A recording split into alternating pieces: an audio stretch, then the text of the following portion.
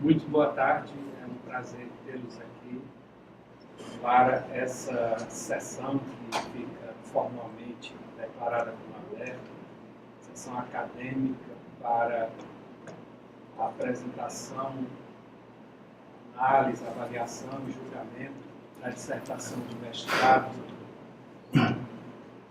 intitulada Análise da Viabilidade Jurídica da Candidatura da Barragem do Açude do Cedro a Patrimônio Cultural da Humanidade. Dissertação de mestrado essa escrita por Marcos Vinícius dos Santos Júnior e que foi orientada por mim, professor Francisco Humberto Cunha Filho, também pela professora Maria Lírida Calou de Araújo e Mendonça, e que será examinada por dois grandes mestres, no caso aqui, o professor da casa, o professor Rosendo de Freitas Amorim, e o professor Saulo Nunes de Carvalho Almeida, como da exigência acadêmica, todos têm o título de doutor. E alguns têm, inclusive, estudos pós-doutorais em curso ou já concluídos. Então, meus amigos, essa sessão acadêmica, creio, já é conhecida de vocês, a sistemática desenvolvida. O mestrando, no caso aqui, tem de 20 a 30 minutos, conforme a sua preparação prévia, para apresentar o trabalho. Claro que ele não vai descer a detalhes, é um trabalho tanto quanto longo, mas essa apresentação é uma partilha do conteúdo que é feita, essa partilha com assistência, para que aquilo que nós vamos discutir na sequência fique minimamente do conhecimento das senhoras e dos senhores. Subsequentemente, a palavra é concedida ao professor visitante, o professor de outra universidade, no caso aqui é o professor Saulo Nunes de Carvalho Almeida, da Unicatólica. Da Unicatólica, mas que foi nosso mestre, nosso aluno de graduação, de mestrado e doutorado aqui, está fazendo também, né? Eu já concluí o doutorado aqui sob a supervisão da professora Lívia. Então, seria dispensável, mas reitero mais uma vez minha gratidão, meu carinho por todos aqui.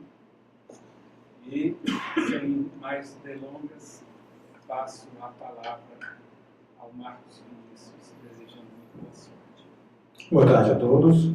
Como dito, meu nome é Marcos Vinícius e o tema objeto de estudo do presente trabalho dissertativo é a análise da viabilidade jurídica da candidatura da Barragem do Açude do Cedro a Patrimônio Cultural da Humanidade. Em sede de introdução, contextualiza-se no sentido de que no dia 30 de janeiro de 2015, esse bem passou a ser listado como um pretenso bem a ser definitivamente reconhecido como patrimônio cultural da humanidade, tendo em vista seu caráter, o valor universal excepcional, baseado enquanto exemplar, unidade exemplar, seja enquanto edifício ou mesmo conjunto arquitetônico ou tecnológico ou ainda paisagem que faça referência a uma ou várias das passagens significativas da humanidade. Justifica-se o presente trabalho, tendo em vista que é uma pesquisa não meramente teorética, que busca trazer contribuições, inclusive, para essa candidatura. Enquanto os objetivos da pesquisa, no primeiro momento, buscou-se aferir, analisar, dentre vários conceitos inerentes ao termo cultura, por exemplo, se todos eles são protegidos juridicamente. Num segundo momento, teve-se ainda como objetivo a análise no ordenamento jurídico brasileiro, no sentido de se atestar se os instrumentos de proteção do patrimônio cultural existentes aqui são adequados para a sua salvaguarda. Por fim, analisou-se também os argumentos que levaram à candidatura da barragem do Açude Cedro ao Patrimônio Cultural da Humanidade, inclusive levando-se em consideração seus possíveis benefícios e desafios dessa candidatura. Quanto à problemática, sabe-se que o poder público tem dificuldades de implementar políticas públicas e no que se refere aos direitos culturais, essa é uma situação ainda mais drástica, a razão pela qual justifica-se, no nosso modo de entender, o presente estudo. Enquanto metodologia, adotou-se um método dedutivo, descritivo, analítico, baseado em pesquisa bibliográfica, jurisprudencial, analítica e também legislativa, inclusive em periódicos, dissertações, teses, inclusive em fontes da internet. Dito isso, o primeiro capítulo ele aborda alguns conceitos prévios, como cultura, diversidade cultural e patrimônio. No que se concerne ao termo cultura, esse é um termo que é estudado por várias áreas do conhecimento, como a sociologia, a antropologia, e busca-se aferir se todos esses significados podem ser protegidos juridicamente. O professor e doutrinador Humberto Cunha, por exemplo, elenca 7 significados distintos do termo cultura, que vão desde um conjunto de conhecimento inerente ao indivíduo, escolarizado, embora mais modernamente também se aceite os saberes populares, mas também no sentido de acesso à tecnologia, ou por vezes confundida com a sua forma de expressão, como por exemplo o folclore, o artesanato e assim por diante, e outras formas de manifestação da cultura, como aspectos de semiótica e assim por diante. Isaac Savransky, por exemplo, elenca 250 diferentes designações do termo cultura, razão pela qual, obviamente, não teremos como explanar todas elas, mas apenas uma análise perfunctória para sabermos se todos esses sentidos podem ser protegidos juridicamente. Bem, numa perspectiva etimológica, segundo a pesquisadora e doutrinadora Marilena Chauí, ela decorre do termo em latim colere, que significa cultu, que significa cultivar, tratar, morar, percebendo aí a sua intrínseca relação entre o termo cultura e a relação do homem ou do indivíduo com a natureza. Numa perspectiva antropológica, vários foram os conceitos engendrados que passam desde conceitos mais básicos e restritos, como a ligação do termo cultura à confecção de bens, mas também, ou de produtos, artefatos e assim por diante, mas também concepções extremamente amplas, como, por exemplo, para englobar todo e qualquer modo de viver. Destaca-se ainda, numa perspectiva sociológica, diversas correntes e teorias, e chama a atenção Boaventura de Souza, com sua hermenêutica diatópica, no sentido de, tendo em vista a diversidade cultural, buscar, através de 2 regras, analisar se há a possibilidade, como fazer para que haja um diálogo desses fenômenos culturais.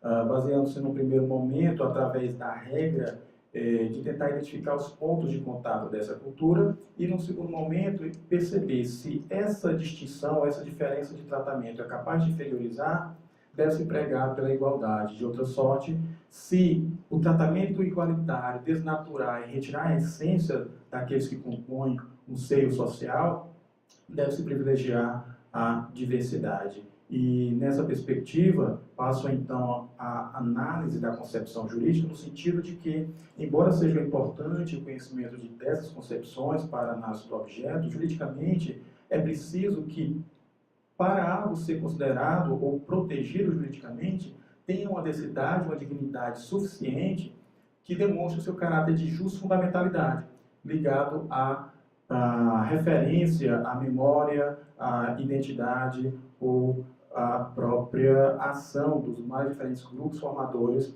da sociedade. No que se refere à diversidade cultural, vale frisar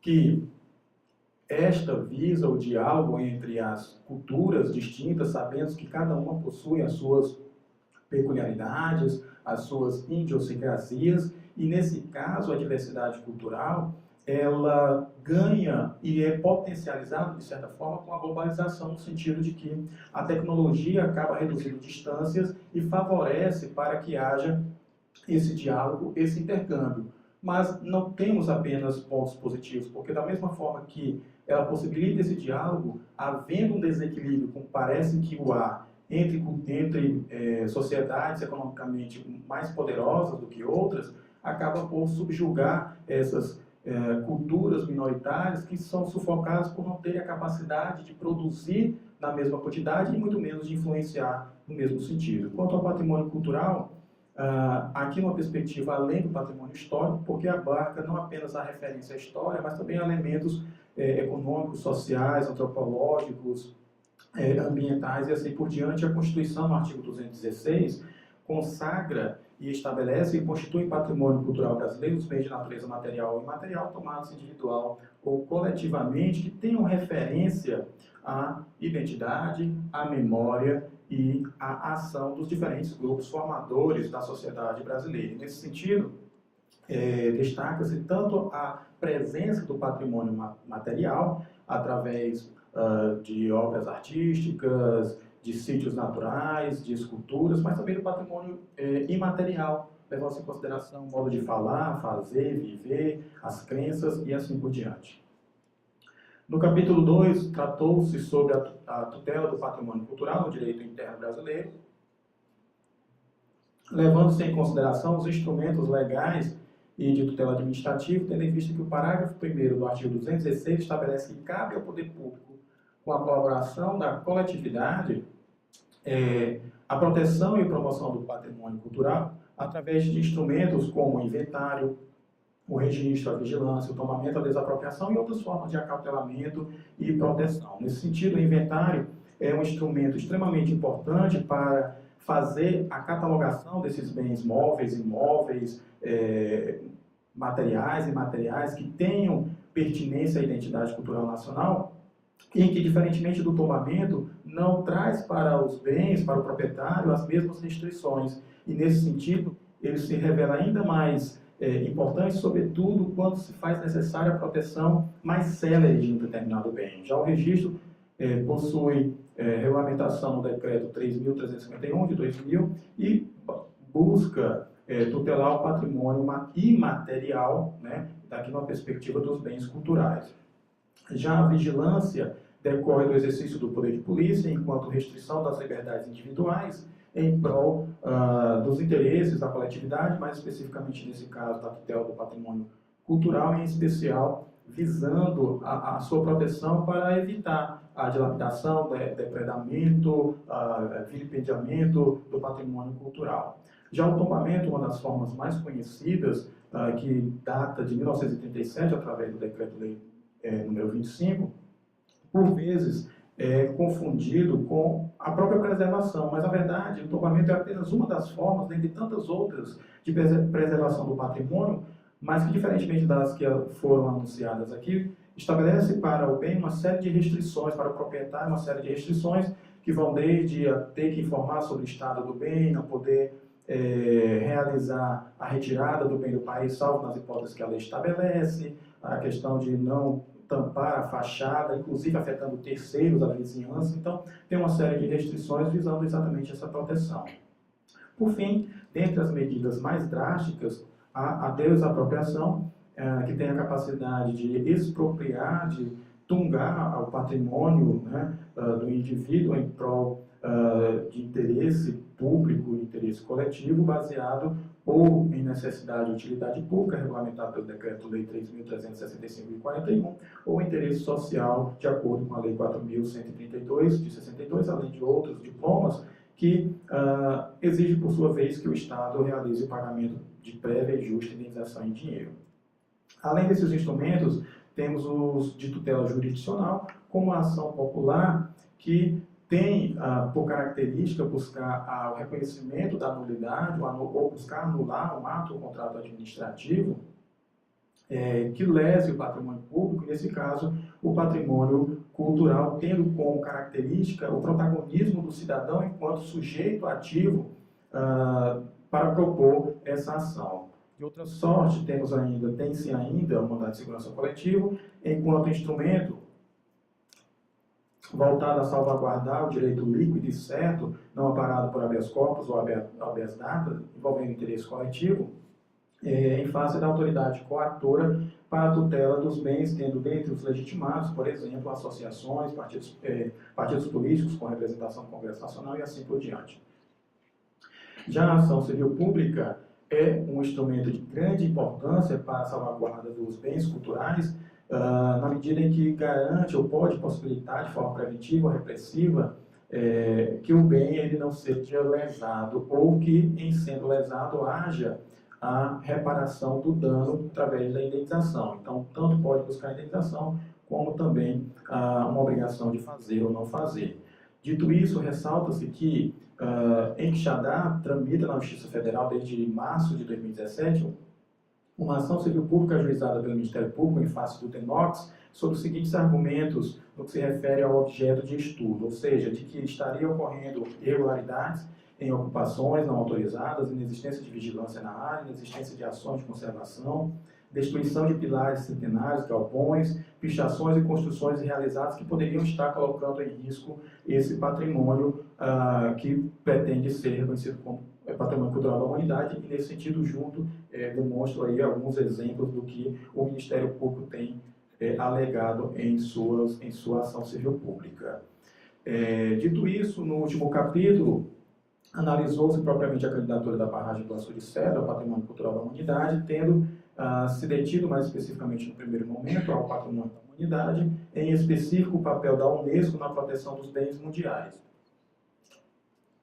E nesse sentido, a Unesco, enquanto entidade supra-organizacional e governamental, ela foi criada depois da Segunda Grande Guerra Mundial e, baseada na solidariedade e na cooperação internacional, tem, dentre outros objetivos, promover a educação de forma universal, a construção da compreensão intercultural, a cooperação científica, a proteção da liberdade de expressão e, para tanto, desenvolve uma série de instrumentos que vinculam os Estados signatários, como, por exemplo, a Convenção sobre Medidas a serem adotadas para proibir e impedir importação, exportação e transferência de propriedades ilícitas dos bens culturais de 1970, ou mesmo a Convenção sobre a Proteção do Patrimônio Mundial, Cultural e Natural de 1972. E, nesse sentido, realizou-se um estudo mais detido sobre o regime jurídico da Convenção da Unesco de 1972, convenção essa que possui 38 artigos, distribuídos em 8 capítulos, que trata desde aspectos envolvendo a definição do patrimônio cultural e natural,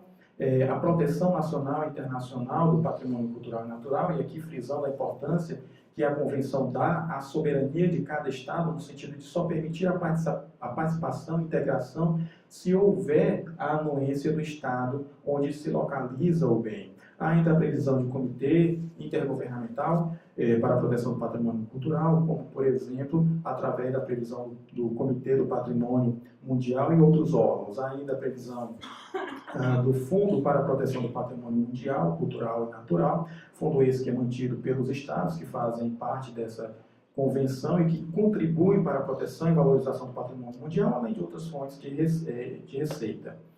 Tem-se ainda condições e modalidades de assistência internacional prevista no sentido de se conferir auxílio aos países signatários na identificação, no estudo, através de empréstimos de bens para a realização de perícias, de restauração, a capacitação de profissionais, empréstimo não apenas de bens, mas também em pecúnia, com juros módicos e por vezes sem juros, havendo ainda a possibilidade de subvenções e assim por diante. Prevê-se ainda programas educativos com o intuito de criar um sentimento de pertença, de criar uma identidade cultural, bem como a necessidade de realização de relatórios acerca do estado e condições dos bens, além de outras cláusulas gerais. Enquanto bens brasileiros reconhecidos pela Unesco, destaca-se que a Unesco hoje possui 1.092 bens inscritos, espalhados por 167 estados-partes, sendo 845 sítios culturais, 209 naturais, 38 mistos, 37 transfronteiriços e 54 em perigo.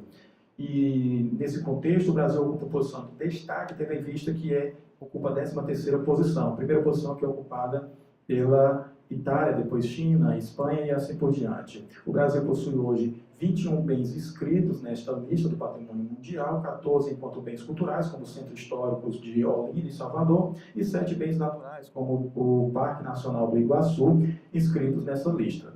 Já na lista indicativa, que é uma prévia ao reconhecimento definitivo nessa outra lista, o Brasil possui 23 bens registrados, sendo 11 culturais, dentre os quais a barragem do Açude Cedro possui 10 naturais e 2 mistos. Quanto à origem histórica da construção da barragem do Açude Cedro, esta deu-se, sobretudo, tendo em vista a ocorrência de grandes estiagens e secas na região, em especial em 1877 a 1880, momento em que várias propostas foram lançadas com o desiderato de combater a seca na região onde a água é escassa. E aí várias propostas foram lançadas, como, por exemplo, a instalação de equipamentos meteorológicos, reflorestamento, prospecção de poços artesanais, transposição do Rio São Francisco, construção de açudes e obras suplementares. Mas nenhuma delas ganhou tanta adesão e tanto apego como a ideia de construir grandes açudes, como ocorrera na Índia, colonizada pela Inglaterra, e adotando esse parâmetro, o imperador Dom Pedro II determinou a realização de estudos pela Comissão de Açude, que à época era comandada pelo engenheiro inglês Jules Revy, que começou a realizar os estudos em várias regiões, tendo a cidade de Quixadá se destacado por conta da sua topografia, por conta da sua proximidade com a capital, tendo em vista a facilidade do escoamento dos materiais, sobretudo porque muitos desses materiais utilizados nessa obra eram materiais vindos de fora. É claro que foram necessárias diversas obras, construções de estradas, ferrovias, para poder escoar esse material e poder concretizar essa obra. No que se refere à construção em si da barragem do Açude Cedro, ela teve início não mais com Jules Revy, mas na condução tendo o Rico Bulsa, que contou com a participação de vários engenheiros, inclusive Piquet Carneiro e outros, tendo iniciado em 1890 a sua construção e concluída em 1906. Essa é uma obra ímpar na história da humanidade, tendo em vista que ela se valeu de avançada tecnologia para a época, inclusive valendo-se de elevada tecnologia, mas também do conhecimento científico da engenharia aplicada e assim por diante, e contribuiu sobremaneira para o progresso na região, pois trouxe ares de modernidade, sobretudo tendo em vista o intercâmbio cultural proporcionado pela vida de vários profissionais do Brasil e do mundo, gerando aí, fomentando a criação de jornais, de associações, desenvolvimento, a irrigação e a própria agropecuária na região. Então, sem sombra de dúvidas, é uma obra significativa. Por fim, analisou-se os argumentos propriamente da candidatura da barragem do Açude Cedro a Patrimônio Cultural da Humanidade, analisando os seus possíveis proveitos e desafios, sendo que, enquanto valor universal, apontou-se o critério 4 do parágrafo 77 das diretrizes operacionais para a implementação da Convenção do Patrimônio Mundial.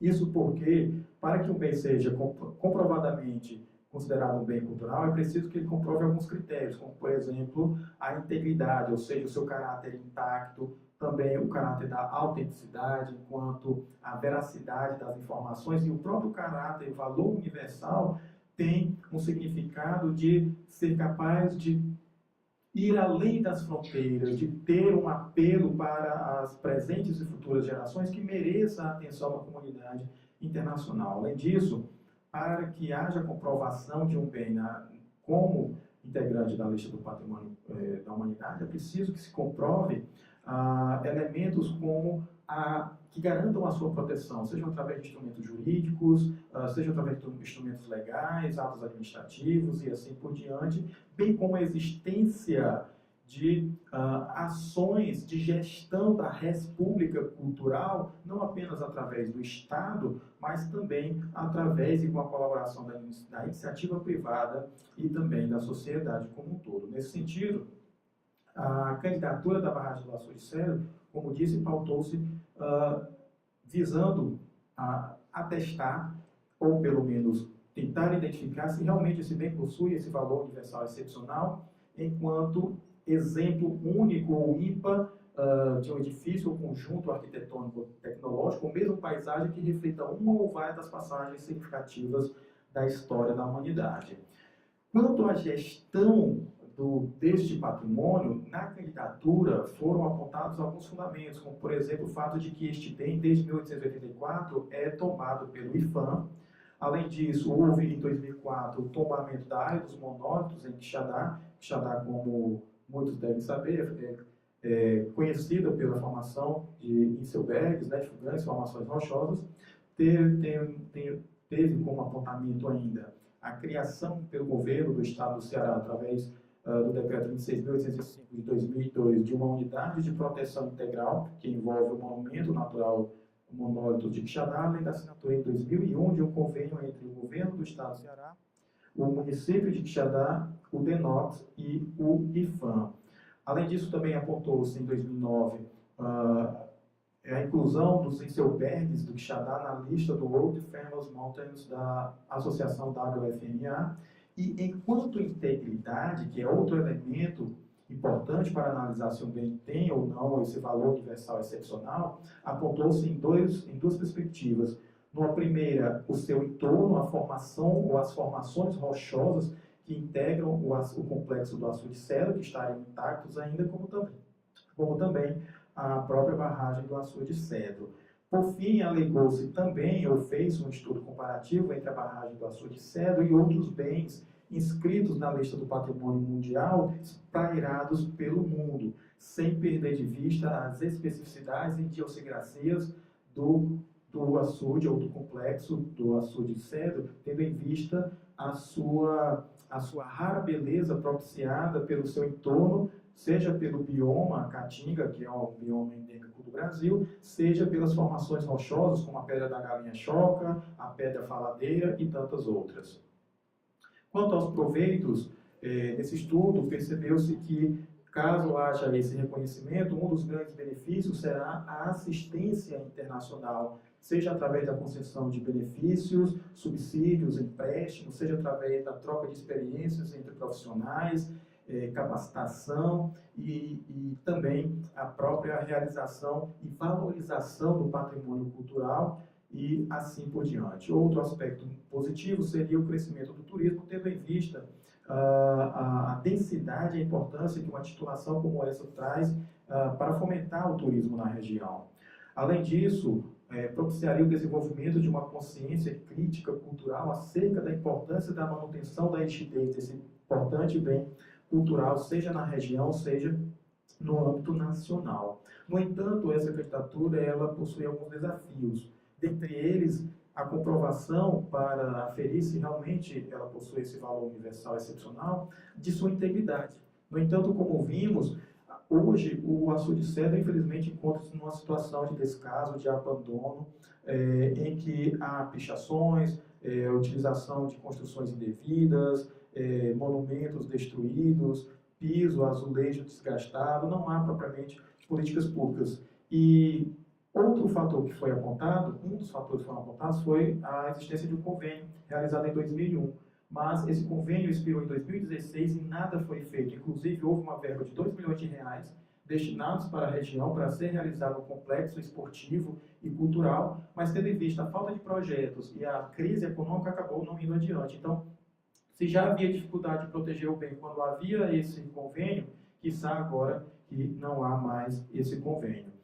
Dito isso, em sede de conclusão, embora a barragem do Açude Cedro tenha incomensurável potencial para ser reconhecida como patrimônio cultural da humanidade, não apenas essa candidatura, como o próprio bem em si, corre riscos diante da inércia do poder público em garantir a tutela desse bem, razão pela qual espera-se que esta dissertação cumpra sua função sociocultural de alertar o poder público, a iniciativa privada e a sociedade como um todo acerca da necessidade premente de zelar por esse bem, pois o fazendo estar-se-á protegendo a própria história da humanidade para as presentes e futuras gerações. Finalizo com a reflexão de Edward Harrod, no sentido de que o valor de uma civilização não se mede pelo que sabe criar, mas pelo que é capaz de conservar. Muito obrigado.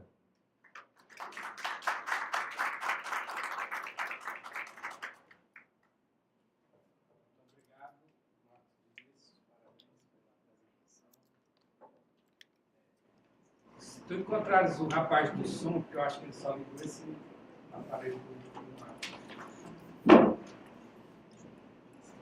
Vou passar agora a palavra ao professor Saulo Nunes, agradecendo mais uma vez a análise do trabalho. Boa tarde a todos, boa tarde, Marcos. Bom, primeiro eu quero começar agradecendo o convite, agradecendo a oportunidade de estar aqui presente. É a primeira banca de defesa e de mestrado que eu participo na Unifor, e participar de uma banca de defesa de mestrado com 3 professores que foram meus professores, o professor Humberto, que foi meu orientador exatamente de mestrado, a professora Leila, que é minha atual orientadora aqui também no pós-doutorado, e participar de uma banca de um amigo meu que começamos juntos a nossa trajetória acadêmica, eu acho que há 7 ou 8 anos. 2011, em Quixadá, que é a temática defendida aqui por ele. Então, acho que por qualquer perspectiva que eu analise, é uma oportunidade única que eu sei que não esquecerei cedo. É um excelente trabalho, Marcos, agora já passando diretamente para a análise da sua dissertação. Eu acho que é um bom exemplo de conhecer o direito como uma ciência social aplicada. Eu acho que você conseguiu realizar esse respeito a essa característica da nossa área dentro do seu texto dissertativo e que você captou um pouquinho aí na sua apresentação. Nós estivemos reunidos há pouco tempo atrás na qualificação do seu trabalho e naquela oportunidade destacamos alguns pontos que poderiam ser melhorados. Foram esses pontos justamente os primeiros que eu tentei analisar para saber se eles tinham sido realmente devidamente atendidos ou não. E de forma geral, eu acho que eles foram. Tá? Lógico que há alguns aspectos aqui que podem ser melhorados. Qualquer trabalho científico ele começa pela nossa leitura do resumo da introdução e da conclusão. O seu trabalho tem esses 3 pontos muito fortes, muito claros, especialmente a conclusão. A conclusão eu acho que ficou bem claro no que você estava argumentando em prol da barragem do açude cedro. Você se posicionou de modo claro também. Então, eu acho que nesses pontos não há maiores questionamentos a serem realizados. Analisando, Marcos, já o seu sumário, eu acho que eu também destaquei aqui alguns aspectos gerais que eu posso tentar repassar agora, que, bom, é um trabalho que está seguindo essa nossa tendência atual, que é uma tendência agradável de forma geral, de dissertações um pouco mais direta, um pouco mais seca, sem tópicos excessivos ou desnecessários, tá? Eu acho que o seu, de forma geral, capta um pouco disso. Não é um trabalho com desvios que não precisavam serem realizados. O capítulo 3, que é o seu capítulo final, de fato é o mais relevante. E, de fato, é o que você dedicou mais tempo na sua apresentação. Um ponto, Marcos, que eu acho que pode ser melhorado é que eu compreendo a necessidade de uma certa contextualização jurídica. Eu compreendo a necessidade de apresentar conceitos, definições, princípios, aspectos históricos e sociais, mas eu acho que foi o professor Rosendo que tocou nisso na qualificação e que eu acho que de certa forma continuou aparecendo, que é preciso fazer sempre uma ligação desses instrumentos, dessas ferramentas gerais do direito com o tema propriamente tratado. De modo mais específico, o seu capítulo 2, no item 2.2.3, quando você trata da ação civil pública, que antes na qualificação era no seu capítulo final e agora, e aí você mesmo já tinha informado que ia puxar para cá, ficaria um pouquinho melhor, ficou realmente melhor. Então, esse 2.2.3 é extremamente claro e direto para a temática específica do açude cedro e como isso poderia ser aplicado, até porque, no caso, já é uma ação civil pública. Eu acho que nas outras ferramentas de tutela do direito interno, você as conceitua, você as define, você trata elas de um modo razoavelmente genérico, e eu acho que precisariam ter uma vinculação mais direta com o objeto central do seu estudo. Sempre que possível, faça essa ponte. Sempre que possível, questione como esses instrumentos de tutela administrativa poderiam ser algo positivo, poderiam ser aplicados no tema geral que você está definindo. Isso é impossível, me parece, ser feito no capítulo 1. O capítulo 1 são aspectos conceituais que não dá para a gente, talvez, fazer essa conexão. Mas o capítulo 2 de tutela do direito interno, eu acho que é algo que você pode fazer, sim. O capítulo 3 ele já é um capítulo absolutamente específico, então não teria o que ser feito. E a crítica, Marcos, é essa. Olha, só para ficar um pouco mais claro, você nunca quer um capítulo em uma dissertação sua que ele poderia ser retirado da sua dissertação e da mesma forma inserido em um outro trabalho sem que fosse notado esse enxerto. Então, quando a gente especifica cada um dos nossos tópicos, isso é impossível de ser feito. Quando ele fica um pouco generalista, adentra um pouquinho daquela ideia criticada de manualização das pesquisas jurídicas, de tratar um pouquinho como a gente trataria um manual do direito, e que a gente sabe que não é um intuito bem de um trabalho científico, tá? Eu acho que, de modo geral, Marcos, esse é um ponto que mereceu destaque.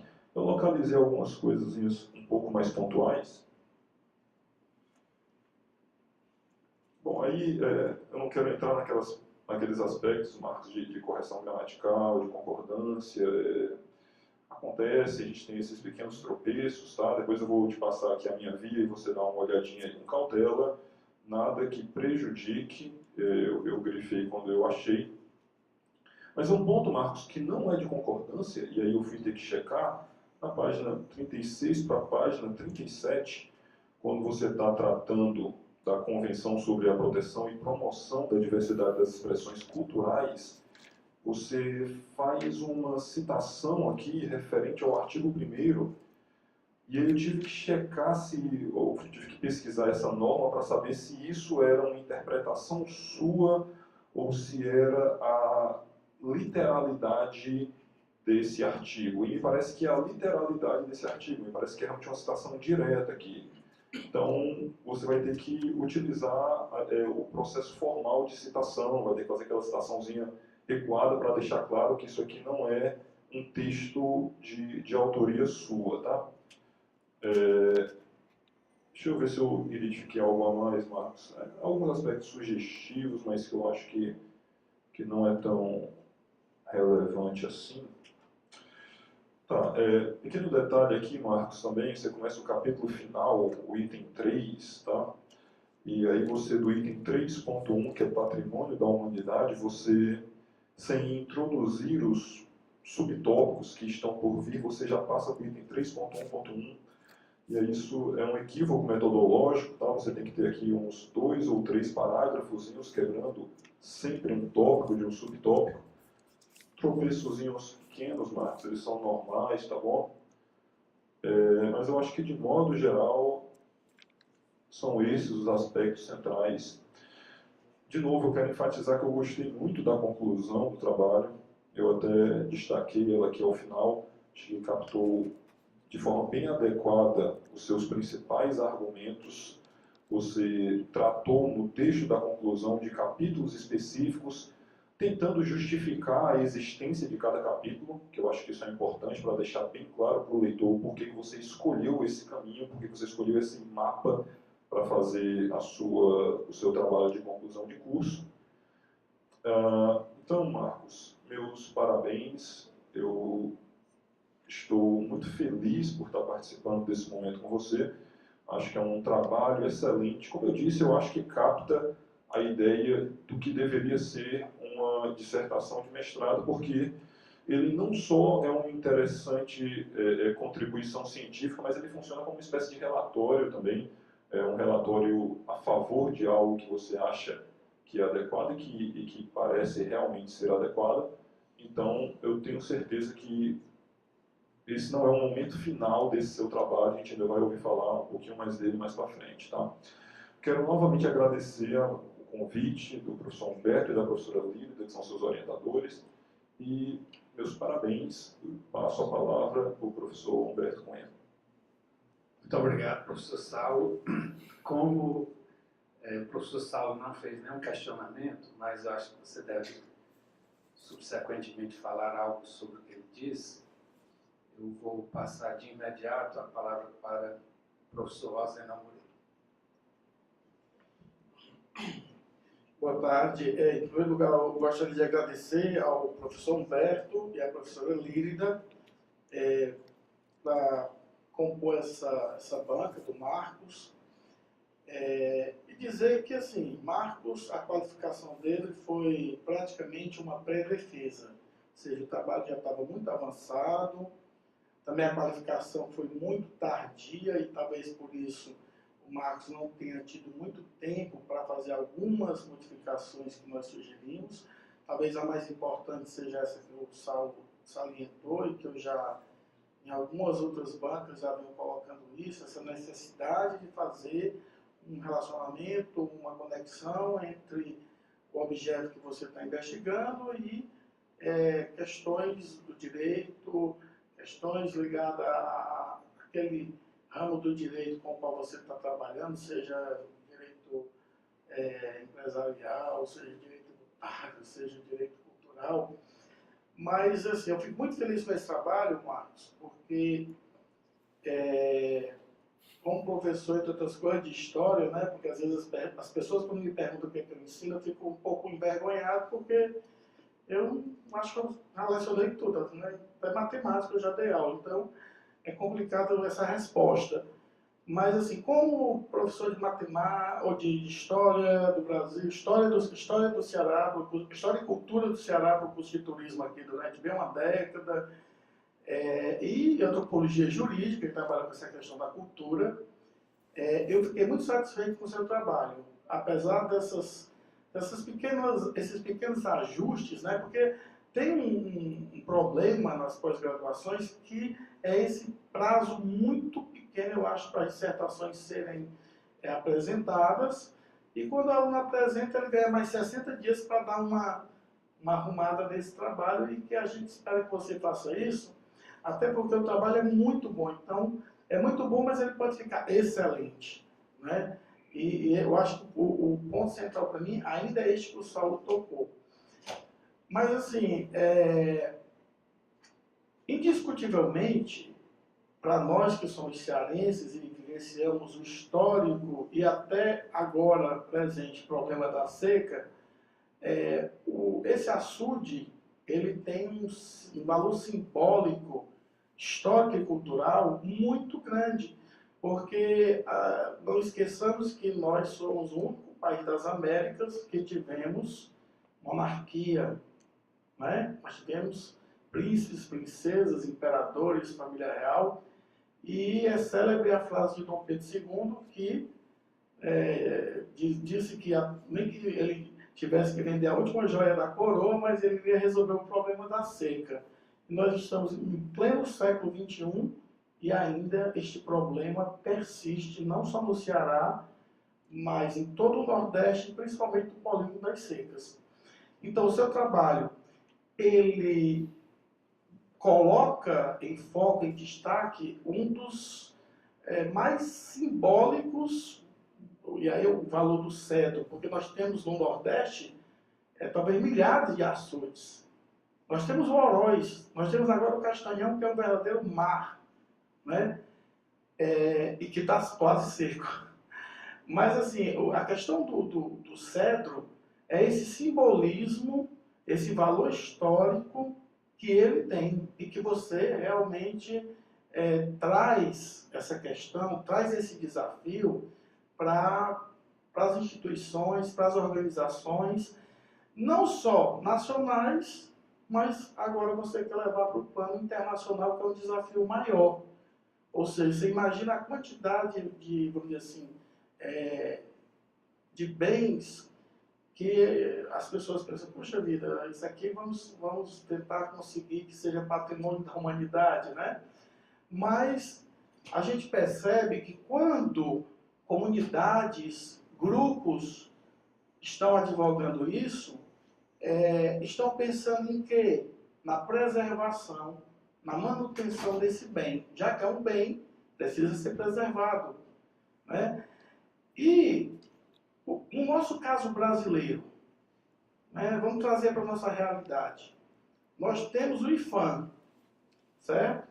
Que é um instrumento histórico no sentido de simbolizar a palavra tombamento é até esquisita, né? Porque tombar significa derrubar, cair, né? Mas na verdade o tombamento no sentido do IPHAN é justamente esse de preservar, né? Mas o que é que a gente tem percebido ao longo principalmente nas últimas décadas? Que infelizmente nós temos, inclusive no caso do Ceará, nós temos uma quantidade limitada de bens tombados, e mesmo essa quantidade limitada de bens tombados não tem recebido a assistência que deveria. E aí tem um problema que está atrás disso. O Ministério da Cultura, historicamente, é um ministério, entre aspas, sem dinheiro, sem verba. Né? Muito diferentemente da educação, que o pessoal, que é educação, mas o Ministério da Educação, ele tem muito recurso. Mas o Ministério da Cultura, porque, era Ministério da Educação e Cultura, MEC. A sigla MEC que continua era Ministério da Educação e Cultura.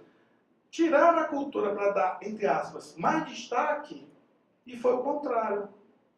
Em termos de Brasil, essa separação de educação e cultura, que eu acho que poderia ter continuado, né, foi um efeito contrário.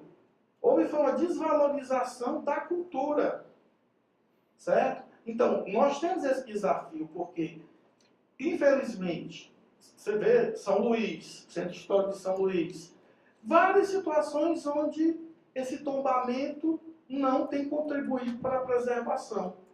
E aí, eu acho que você, quando pensou nessa história de nível internacional, talvez pensando, peraí, já que nem município, nem a União estão conseguindo, pode ser que lá de fora alguma ajuda, alguma maneira de preservação aconteça. E aí, assim, eu queria que você respondesse para a gente duas perguntas que eu acho que são fundamentais para a gente compreender esse trabalho. Primeiro, o que de fato lhe motivou, porque todo pesquisador ele tem uma relação subjetiva com o seu objeto. Né? Não sou eu que digo isso não, Max Weber já coloca isso muito claramente. Certo? E a outra pergunta, que eu acho que talvez para as pessoas compreenderem melhor, a problematização que está aqui, o problema, porque há um problema. Você não faz uma pesquisa sem que haja um problema a ser enfrentado, a ser discutido. Qual é o problema? A não preservação. Está lá as pichações, está lá a depredação, está lá o descaso, o descuido. E aí a outra pergunta é: quais são ou seriam os principais obstáculos a que o cedro aufira essa condição de patrimônio histórico da humanidade? Só tem essas duas perguntas.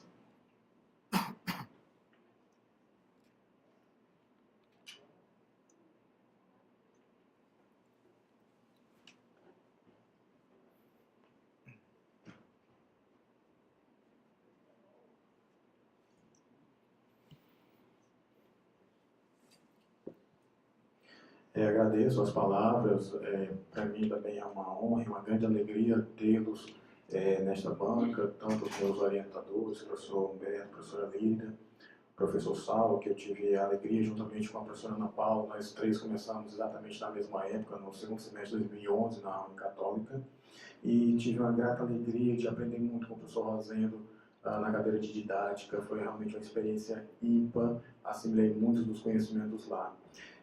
Professor Saulo, concordo com suas observações, farei as alterações que foram sugeridas. Realmente foi praticamente hercúlea que sai possível fazer as alterações que foram sugeridas e tão bem sugeridas, porque eu tive menos de uma semana para fazer, tendo em vista o período em que foi feita a qualificação. Sei que não justifica, mas eu prometo aos senhores e à professora que farei as alterações sugeridas. Com relação ao professor Saulo e professor Rosendo, há aspectos como, por exemplo, alguns capítulos talvez um pouco mais gerais, como, por exemplo, esse que trabalha a questão dos instrumentos de tutela do patrimônio, eles, obviamente, não estão aí por acaso. É claro que eles poderiam ter sido mais especificados, delimitados, mas se eu não conseguir, a minha ideia seria fazer um link com a candidatura da barragem do Açude Cedro. Por quê? Porque justamente um dos requisitos necessários para a salvaguarda, ou melhor, para o reconhecimento desse bem como patrimônio cultural da humanidade, é a existência de uma estrutura montada para a proteção desse patrimônio. E nesse sentido, o Brasil ele possui um arcabouço normativo e jurídico muito denso para a tutela. Não nos faltam instrumentos, talvez nos falte coragem, talvez nos falte atitude, mas instrumentos nós temos. Então eles estão aí porque, de certa forma, eles justificam a existência de um sistema protetivo em face do ordenamento jurídico, cultural, e que, claro, tentarei fazer, nesse período, uma análise mais acurada para deixar isso um pouco mais claro, porque eu acho que realmente traria bons frutos para o trabalho. Eu agradeço as observações do professor Saulo e do professor Rosendo. Professor Rosendo, fico feliz com as suas observações e respondendo, sem maiores delongas, a sua primeira indagação. O que me motivou a escrever sobre esse assunto foram vários aspectos. Primeiro, eu sou natural de Quixadá, então eu conheço um pouco da realidade, minha família é de Quixadá, e eu queria, de certa forma, escrever sobre algo que, de alguma forma, pudesse contribuir e que não fosse meramente teorético, que pudesse contribuir realmente, ter um aspecto de função social do trabalho acadêmico. Não sei se consegui, mas esse era o meu objetivo. E também porque eu pretendo, e foi um desafio, eu queria escrever sobre direitos culturais, na realidade, eu depois descobri que eu queria escrever sobre direitos culturais porque eu pretendia conhecer essa área, estou conhecendo, estou aprendendo, e eu tenho a intenção de, juntamente com a professora Lírida, lá em Quixadá, o professor Saulo, nós montarmos um grupo de estudos voltados para os direitos culturais. E esse tópico, às vezes, também um pouco manualizado, ele também é porque no futuro eu quero trabalhar isso com os meus alunos, então eu queria deixar esse legado, esse fruto, e tentar mostrar a minha opinião para os meus alunos do que eu penso sobre determinados assuntos. Então, foi por essa razão, ou foram por essas razões. Com relação à sua última pergunta, que foi muito bem colocada, realmente o Açude Cedro, a barragem do Açude Cedro é uma obra significativa para a história da humanidade, porque ela realmente é interessante, né? Eu até faço essa observação na minha conclusão, acho que poucos bens poderiam retratar de forma tão fidedigna o caráter etimológico, né? A relação do homem com a natureza, com a manutenção sua em determinado local para garantir a sua subsistência, como a construção de açudes.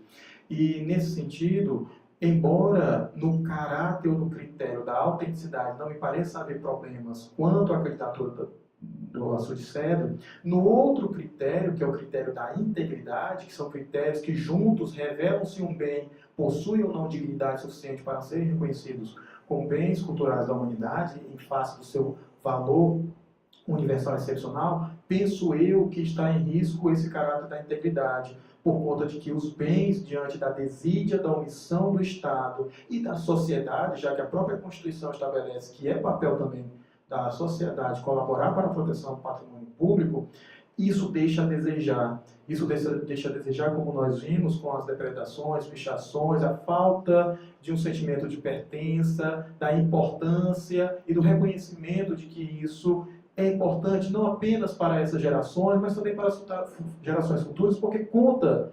a evolução da nossa história, da nossa cultura, e eu acho que, e como eu disse, não apenas a candidatura ela corre risco, mas o próprio bem em si, porque a candidatura não é um fim em si mesmo, né? A candidatura, como o senhor bem observou, ela serve talvez para colocar um holofote sobre o bem, para mostrar, vamos agir. Se o IPHAN, se a União, se o Estado, se o município, se a sociedade não agiu, talvez uma espécie de chamada pública internacional, um carão público, com perdão da expressão, mostre que nós já passamos do tempo de agir. É preciso agir para ontem, e por isso que eu penso que não apenas no caráter da integridade, mas também em outro aspecto da própria gestão da República Cultural, no sentido de que vários instrumentos foram firmados para tentar tutelar esse bem, mas parece que só pro forma, porque o instrumento é feito, mas na prática, na realidade, entre a normatividade e a efetividade, há um mundo tão distante que não se consegue, de fato, tutelar o bem.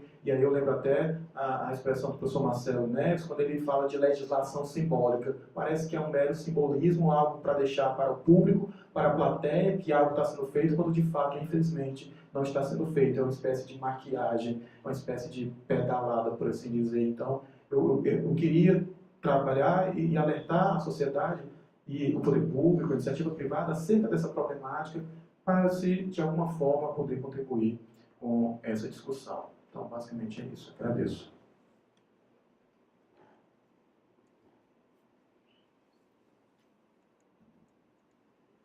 Muito obrigado, Marcos. Professores estão satisfeitos? Uma palavra. Enquanto você falava aqui sobre o grupo, né, acho interessante ter esse grupo de estudos culturais e você, nessa própria pesquisa, você colocou essa inquietação e esse pensar em algo que possa mudar essa realidade, né? E assim, eu acho que a médio prazo, pelo menos em nível das nossas instituições nacionais, já que a gente vem escutando há um certo tempo, né, desde esse golpe que foi dado, que o Brasil está quebrado, o Estado brasileiro está falido, né, apesar de hoje os ministros do Supremo terem pedido 16% de reajuste, mas o discurso é que o Estado está falido, o Estado está quebrado, etc, etc. Então, assim, duas sugestões que eu coloco para você, já que ninguém faz uma pesquisa sem ter um amor, uma paixão pelo seu objeto. Então, fica aí duas sugestões. A primeira, eu acho que você poderia fundar lá no Quixadá uma ONG Amigos do Cedro e começar um trabalho, vamos dizer assim, hoje as organizações não governamentais, e através delas, você pode conseguir fundos internacionais, você pode mobilizar a sociedade, você pode fazer um trabalho nas escolas, através desse grupo, que aí, à medida que pessoas fossem se identificando com essa preocupação que você tem, que não deve ser só sua, ter também esse protagonismo, né, na sociedade quixadaense. Essa é uma questão bem prática. A segunda é que um trabalho como o seu, depois que ele estiver todo prontinho, bonitinho, né, todo redondinho, eu acho que você tem que dar um jeito de publicar. Tem que publicar o trabalho, tem que virar um livro, que é outra forma de mandar um recado para as autoridades, para prefeitos, secretário de cultura do município, secretário de cultura do estado, manda um livro de presente para o secretário de cultura do estado, depois que o livro estiver pronto. Então é um recado que você está dando para a sociedade. Manda livro para a Unesco, né, faz uma versão em inglês, manda para lá, tá entendendo? Então assim, agir nessas duas frentes, uma frente teórica e uma frente prática. Essa sugestão, acho que a professora Lídia também já se sente amiga do Cedro, né? Eu sei que ela é muito Juazeiro, mas cada vez eu vejo ela, eu brinco com ela dizendo que ela é a própria rainha do sertão. Mas, com certeza, eu acho que essa ideia de ter uma instituição, uma organização da sociedade civil que cuide, né? Que ajude nessa preservação de um bem que é da sociedade quixadaense toda. Era só isso, agradecer e parabenizar pelo excelente trabalho. Passo a palavra à professora Lida. Bem, não sei se é boa tarde, seja o que for, eu quero aproveitar a oportunidade para dizer algumas poucas palavras. Primeiro, jamais ousaria fazer comentário, porque quem orienta ou co-orienta é cúmplice. Então, mas eu quero cumprimentar a família de Marcos Vinícius, a mãe e o padrasto que estão aqui, cumprimentar os presentes e dar fazer um cumprimento mais especial aos quixadaienses que estão aqui. Inclusive o professor Humberto, também é de Quixadá. E eu tô aqui achando que eu virei de Quixadá. Porque eu passei todo o tempo, toda arrepiada. Parece que estavam falando do Padre Cício ou das ruas de Recife, onde eu cresci estudando lá. Bem, quero aproveitar a oportunidade para agradecer a Marcos Vinícius, porque ele se dedica demais, sem esquecer de Saulo, mas aquele é professor aqui, cara, falando do artista do dia, viu? Bem, porque eu sou coordenadora do curso de Direito de Quixadá e ele é professor. Quando eles chegaram lá, eu já estava lá, você sai levando esses meninos para lá. Nós tínhamos ex-aluno do mestrado ali, que é ex-aluno do curso de Direito de Quixadá. Nós já tivemos aqui uns 2 ou 3 ex-alunos. E agradecer ao meu amigo Humberto, porque chamei uma vez Humberto para dar uma palestra na faculdade sobre direitos culturais. E daí ele já tem ido várias vezes. E ele despertou dos alunos da faculdade da Unicatólica um interesse tremendo pelos direitos culturais. Tanto que eles, sem orientação de professor, formaram o primeiro grupo de estudo de direitos culturais. Ele já tem. E Marco Vinícius eu nem digo, porque ele tem grupo de direito constitucional, ele se dedica demais à católica, né? Saulo também, mas como ele é de lá, eles fazem até trabalho voltado para a pobreza de Quixadá. Esses meninos lá, eles se sumiram em Quixadá. E eu quero dizer que eu tive uma notícia que entristeceu alguns funcionários de Quixadá essa semana, e até a gente que às vezes vai comer um peixinho lá num restaurante que tem no pé do açougue. Que um dos funcionários da Católica chegou lá, professora, eu estou para ficar louco. Eu digo, o que foi? O Denox, eu não sei nem se eu disse isso a Marcos Vinícius, o Denox foi em todas as casas que ficam ali perto do centro, dando um prazo de 30 dias para todo mundo desocupar, quem mora por ali. Mas a gente já está lá há mais de 30 anos, não sei o quê. Eu fiquei assim, não disse nada porque eu não posso começar a rir no que parece a miséria dos outros. Mas eu disse, meu Deus, a ação civil pública já está surtindo efeito. Uhum. E quero dizer que eu quero agradecer a Rosendo essa ideia, que eu já tinha pensado, mas eu não tenho como me entregar de corpo e alma a essas coisas, porque o programa aqui me toma muito tempo, né? E eu ainda tenho horas orientando no mestrado de Políticas Públicas da UES, embora eu já esteja ligeiramente saindo de lá. Mas nós vamos levar isso à frente, vamos pedir o patrocínio, não patrocínio material, patrocínio intelectual de Humberto, porque ele é de Quixadá. E de vocês todos, para a gente fazer essa ONG, esse instituto e começar esse trabalho. Porque, inclusive, já disse até a Marcos, que eu queria envolver a Católica também na manutenção daqueles casarões que tem lá. Porque Quixadá é uma cidade linda. Desde que primeira vez que eu vim a Fortaleza, porque eu não fui criada por lá de cá, eu sou do sertão de Pernambuco mesmo. Por isso que eu fico encantada vendo o sertão com uma obra tão linda dessa. E desde que eu vim a primeira vez para Fortaleza, por Quixadá, pela Estrada dos Algodões, que eu me apaixonei por aquelas pedras de Quixadá, aqueles monólitos. Então, eu acho que é a obrigação de todo cearense, de todo nordestino, conhecer Quixadá. Porque é a presença de Deus. Quem nunca sentiu a presença de Deus, chegando em Quixadá, sente. Aí eu quero aproveitar aqui o momento para parabenizar Marcos Vinícius, o mais novo mestre da Católica, e parabenizar o outro quixadaense, que há 2 dias virou doutor, com a mestranda e irmã dele, que são de Quixadá. Vou também, não vou fazer arguição, obviamente, porque a arguição de orientador e co-orientador é permanente, mas vou agradecer as contribuições que os 2 colegas deram a mim, a Leda e ao Marcos Vinícius, por ocasião da qualificação. O trabalho melhorou muito e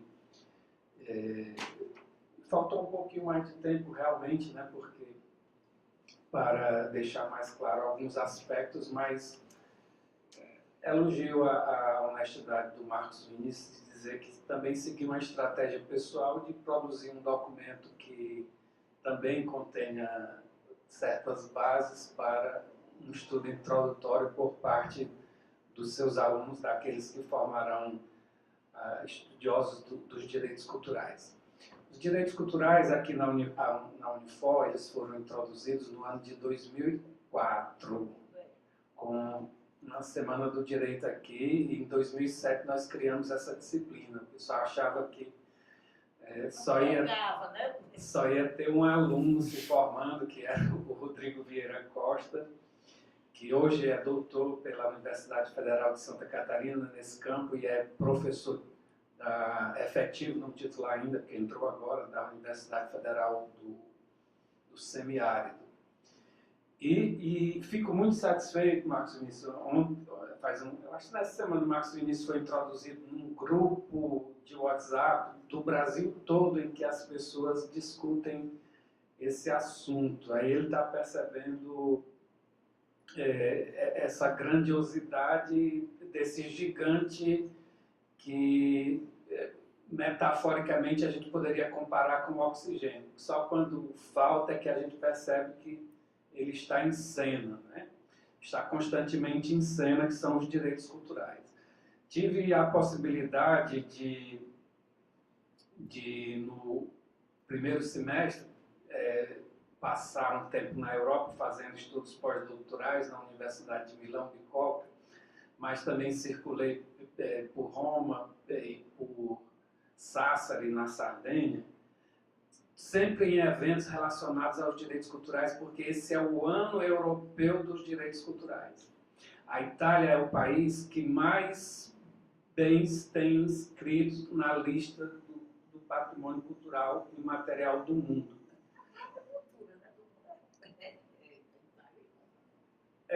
Agora, muito brevemente, ela vai ser superada pela China, porque atualmente ela, em termos quantitativos, só tem um bem a mais do que a China. Aí, para onde é que a Itália está caminhando? Para o patrimônio cultural imaterial, porque os italianos, os europeus, de uma maneira geral, com um senso de pragmatismo, mas mais refinado do que os americanos, que também são excessivamente pragmáticos e sem nem um pudor de enfeitar esse pragmatismo, é a maneira deles. A Itália está transformando tudo em patrimônio cultural. Então, a pizza, não é a pizza propriamente, né, mas a forma pela parte da qual os Pizzaiolo de Nápoles trabalham constitui patrimônio cultural da humanidade, porque você vai conhecer aquelas maravilhas e agrega outras coisas. Marcos Vinícius, esse trabalho, ele é absolutamente importante, né? Isso é muito curioso. A pizza que é de lá, é daqui, é do mundo, né? Mas vou só dizer uma coisa bem curiosa para vocês, para a gente não ficar no âmbito do colonialismo. Eu gosto de contar essa história só para que vocês percebam a importância do patrimônio cultural nas suas distintas dimensões e como ele tem circulação que a gente não imagina. esse período que eu estive lá, eu aproveitei para ver o máximo possível de eventos culturais. Uma dessas coisas que eu vi bastante foi peça de teatro. Aí eu fui ver uma peça de teatro, uma montagem do hotel, e para voltar para a minha residência, tinha que pegar o metrô, né? Porque eu estava chegando lá fazia pouco tempo, ainda não tinha muito domínio de como circular na cidade. Aí, só que eu não sabia que os metrôs ensaiavam tipo 11h30, 11h45. E a peça era gigantesca, durou mais de 4 horas, foi até depois da meia-noite. E aí quando eu fui pegar o metrô, achei estranho, não tinha quase ninguém. Aí quando fui entrar na plataforma lá do metrô, o portão baixado, aí do meu lado só tinha um rapaz. Aí esse rapaz, aí eu disse uma expressão: meu Deus, e agora o que é que eu faço? Porque o meu celular tinha descarregado, e táxi lá você não para dando a mão de jeito nenhum, tem que chamar, né? O que é que eu faço? Aí o rapaz disse: eu posso ajudar você, falando em português enrolado, não sei o que. Eu posso ajudar você, eu posso chamar o táxi. Aí ele chamou o táxi, esperou que o táxi chegasse para mim. Aí eu perguntei: e onde foi que você aprendeu português? Ele disse assim: foi aqui no meu grupo de capoeira. Aqui em Milão, no meu grupo de capoeira. Não nos esqueçamos, por exemplo, que a capoeira, pelo Código Penal de 1890, era crime. E hoje é um patrimônio cultural da humanidade. Agora, a Unesco tem essa sapiência. Por exemplo, Ouro Preto foi ameaçada de ser retirada da lista do patrimônio cultural da humanidade porque não estava sendo protegida. Olinda, a mesma coisa. Então, a Unesco ela dá esse selo, mas a responsabilidade é nossa. E a responsabilidade não é uma responsabilidade honorífica de conseguir ser inserido como patrimônio cultural da humanidade. É uma luta, isso é uma luta inicial, porque tem que se manter e para gerar esses efeitos, a luta aí é que persiste. E o grande exemplo, Marcos Vinícius, por isso foram muito importantes as observações dos meus colegas, o grande exemplo que a gente pode citar aqui é o da Serra da Capivara. Quem aqui já foi na Serra da Capivara? Duas pessoas, né? Lírita e eu. Serra da Capivara, no estado do Piauí, é patrimônio cultural da humanidade.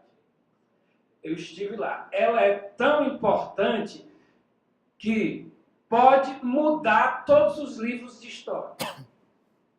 Por quê? Porque já tem carbono 14 da presença humana, mais de 25 mil anos atrás nas Américas. Os americanos já conhecem 2.500 anos. A França já reconhece esses 25 mil anos. Isso provoca uma revolução.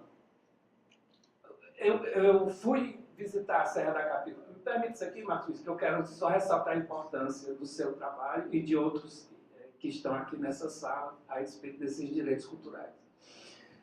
Eu visitei a Serra da Capivara em momento muito próximo ao qual eu visitei Machu Picchu, no Peru. A entrada em Machu Picchu, no Peru, custa assim, tipo $35. Dá quanto? R$140, né? Mais ou menos. E o ingresso de visitantes em Machu Picchu é limitado a 3.000 por dia. Serra da Capivara recebe 12.000 visitantes por ano, a um preço de R$5. Se você não tiver para pagar, você entra também. Aí vocês veem que o Machu Picchu corresponde a uma cidade que não foi concluída porque e não é tão antiga, né, porque ela foi barrada na sua construção quando da chegada dos espanhóis. E a gente tem esse outro patrimônio que é reconhecido. A Nied Guidon fez esse trabalho fenomenal, conseguiu inclusive um aeroporto, mas não tem. As companhias aéreas não. Ou seja, é uma luta inicial essa, mas é a inicial da inicial. Então, esses direitos culturais, meus amigos, eles têm um impacto maior do que vocês imaginam. E é por isso que eu gostaria de convidá-los e convidá-las a conhecer esses direitos culturais. Tenho aqui um outro aluno lá de Manaus, o Alan, né, que é meu colega também é advogado da União, meu orientando aqui, e que, por exemplo, vai ser um dos palestrantes lá em Ouro Preto, no Congresso Mineiro de Patrimônio Cultural, para falar do tombamento do Encontro das Águas no estado do Amazonas. Né? Então, é algo que desperta o interesse social, político e econômico em todos os lugares, e que um trabalho como esse do Marcos Vinícius ajuda a trazer à tona essa problemática e a evidenciar essa importância, que não é uma importância de vaidade pura e simples de modo algum, mas é algo credenciador da identidade e também da diversidade. É por isso que, mesmo que vocês que são alunos do programa de pós-graduação em Direito Constitucional não queiram ou não possam fazer minha disciplina, vou encerrar com isso fazendo uma divulgação. Todo ano nós fazemos aqui um Encontro Internacional de Direitos Culturais. Esse ano, esse Encontro Internacional de Direitos Culturais vai ser de 1 a 5 de outubro e vai ser todo pela internet. Serão 5 mesas virtuais, das 10 às 12 horas, em que debateremos, sobretudo, um tema chamado liberdades culturais. E se você quer conhecer um pouco mais das pessoas que se engajam nessa temática, se inscreva, é gratuito. Esse ano vai ser todo pela internet, todo gratuito, e tem uma outra maneira de você participar academicamente, que é contribuindo para a gente formar um dicionário aberto de direitos culturais, propondo um verbete.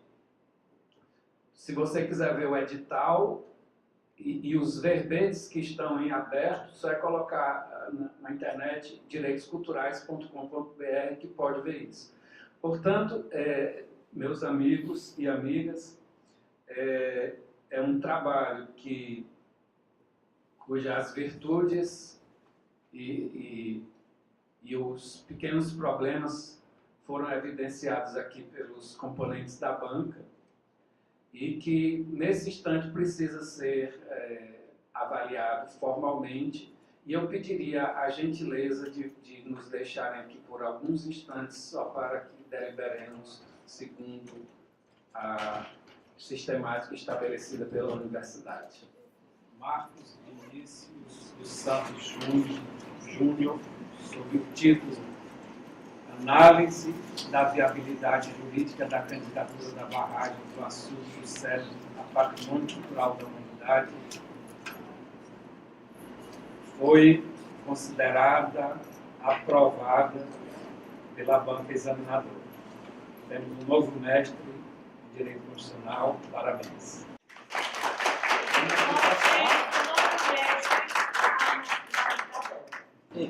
Agora é minha vez de falar, né? Será que eu falo? Eu queria poder ir amanhã.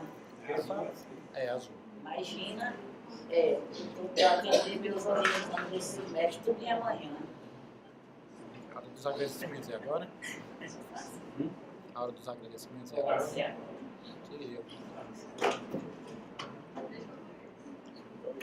Queria. Tem mais um que um. Com a palavra, o novo mestre. Já. Essas folhas são duas, né? Sim.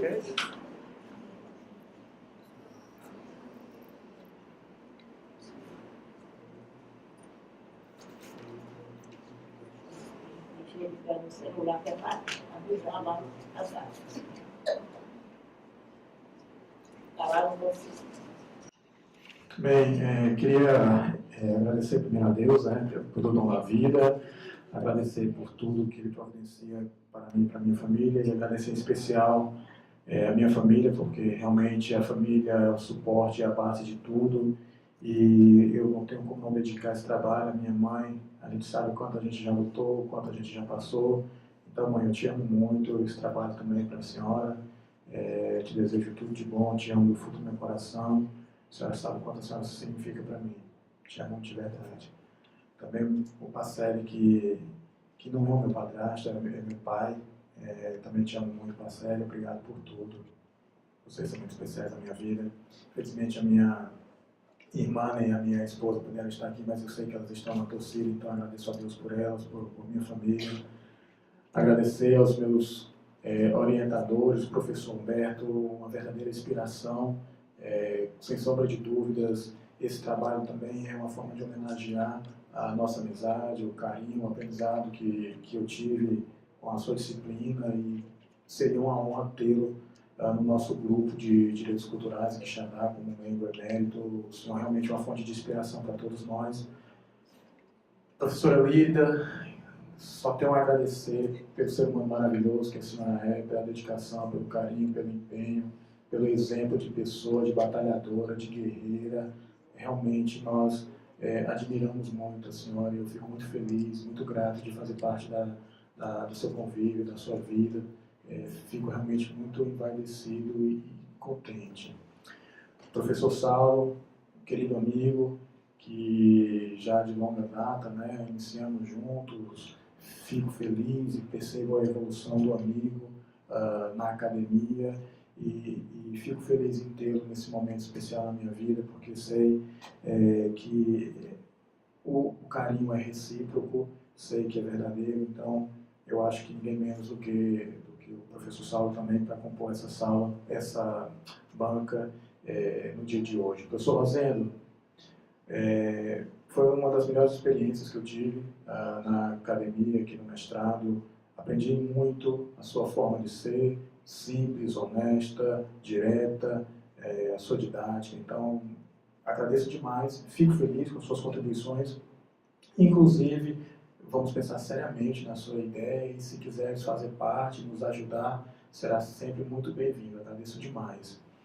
Agradecer aqui e mandar um abraço especial ao meu querido amigo Marcos Maurício, a Jaqueline, meus conterrâneos, meus queridos, já que foi minha aluna, e eu tive a oportunidade de ser, juntamente com ela, alunos do professor Xerez. Então, foi uma experiência muito bacana. Agradecer aos colegas aqui da turma 18 que compareceram, agradecer à Unifor, a cada funcionário que, com presteza, dedicação, tanto se empenham por esse programa. Não é à toa que esse programa é o que é. Então, agradeço à Unifor, a todos, e a todos que estão aqui presenciando esse momento. Muito obrigado.